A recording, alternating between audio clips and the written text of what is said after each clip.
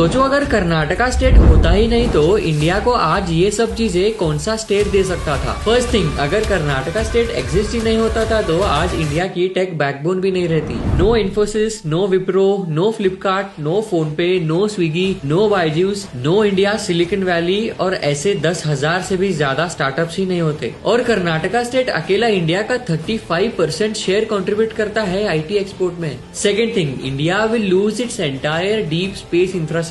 No ISRO headquarters, no UR Rao satellite center, no deep space network, no major satellite manufacturing, no Chandrayaan planning base, no Mars mission control। और India का space programme slow down होके 20 साल पीछे चलता। Third thing, India में कभी coffee culture ही नहीं आता। Fourth thing, India loses one of its biggest manufacturing hubs. Fifth thing, India की एंशिएंट आर्किटेक्चर की आइडेंटिटी अधूरी ही रह जाती। No Hampi, no Mysore palace, no Badami, no Pattadakal और ऐसे बहुत से हिस्टोरिक प्लेसेस ही नहीं होते। सिक्स थिंग, इंडिया के पास आज मेजर रिवर्स और वाटर सिस्टम्स ही नहीं होते। ना कावेरी रिवर, ना तुंगभद्रा, ना शरावती और ना ही नेत्रावती रिवर होती। और नेबर स्टेट्स के लार्ज पार्ट्स को वाटर सोर्स ही नहीं होता। सेवेंथ थिंग, इंडिया की एजुकेशन एंड टैलेंट बेल्ट बहुत सफर करती। And last but not the least, अगर कर्नाटका स्टेट ही नहीं होता तो आज इंडिया का ईवी मार्केट 10 साल पीछे चल रहा होता। ऐसे बताते गए तो लिस्ट कभी खत्म ही नहीं होगी। बट आप लोग कमेंट्स करके लोगों को अवेयर करो, अगर कर्नाटका स्टेट नहीं होता